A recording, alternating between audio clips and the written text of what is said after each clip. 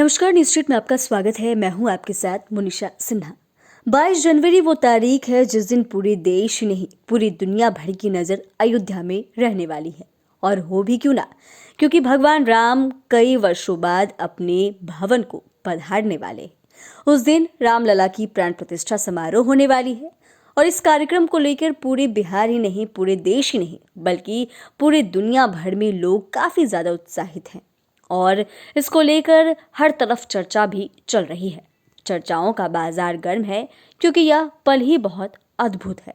सभी इसका साक्ष्य बनने को बेकरार है और जितने भी राम भक्त हैं सभी काफ़ी ज़्यादा उत्साहित हैं और ललायित हैं कि वो इस इतिहास के साक्ष्य बनेंगे।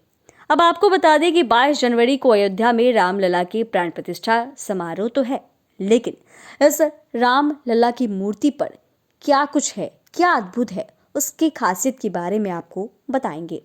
जी हाँ, दरअसल आपको बता दें कि इस रामलला के कार्यक्रम में कई सारे मेहमान आने वाले हैं, लेकिन क्या आप जानते हैं कि इस मूर्ति पर किसी तरीके से कोई भी दुष्प्रभाव नहीं पड़ेगा। दरअसल इसके बारे में ट्रस्ट के महासचिव बताते हैं कि 3 शिल्पकारों ने प्रभु श्री राम की 3 मूर्तियां बनाई है। इनमें से प्राण प्रतिष्ठा के लिए श्यामल मूर्ति का चयन किया गया। यह मूर्ति बेहद खास पत्थर से बनी है। इस मूर्ति पर जल और दूध का आचमन करने पर भी कोई प्रभाव नहीं पड़ेगा। इससे आप यही समझ सकते हैं कि इस मूर्ति पर अगर जल और दूध चढ़ाया जाए उसके बावजूद भी कोई असर, कोई प्रभाव, कोई दुष्प्रभाव नहीं पड़ेगा।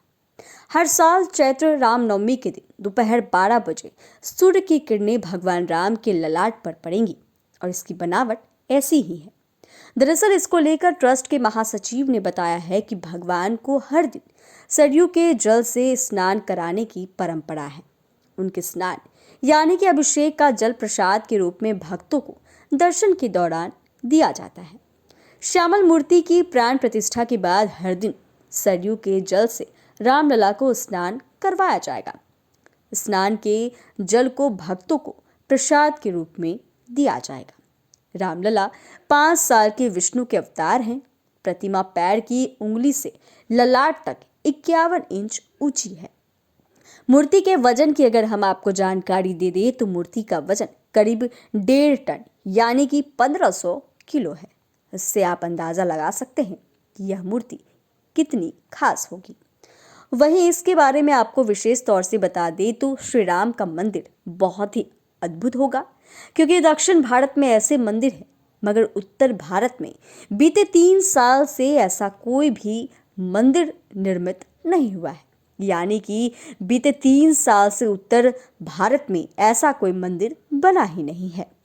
निर्माण करने वाले इंजीनियर भी यही मानते हैं कि पत्थर की आयु 1000 साल होती है। जमीन के संपर्क में होने के बाद भी पत्थर नमी नहीं सोख पाएगा, क्योंकि उसके नीचे ग्रेनाइट लगाया गया है। इस प्रकार की रचना की गई है कि जैसे जैसे मंदिर की आयु बढ़ेगी, जमीन के नीचे एक बहुत ताकतवर चट्टान तैयार हो जाएगी। जमीन के ऊपर किसी भी प्रकार की कंक्रीट का इस्तेमाल नहीं किया गया है, क्योंकि कंक्रीट की आयु 150 साल से ज़्यादा नहीं होती है। तो इससे आप समझ सकते हैं कि रामलला की जो मूर्ति बन रही है और इस मंदिर की क्या खासियत है। इस मंदिर के बारे में यही बताया जा रहा है कि यह मंदिर अब तक कहीं उत्तर भारत में बनकर तैयार नहीं हुआ। 300 साल बीत गए, लेकिन इस 300 साल में से ऐसा कोई मंदिर निर्मित नहीं हुआ है। चैनल को सब्सक्राइब करें, फेसबुक पेज को लाइक करें। धन्यवाद।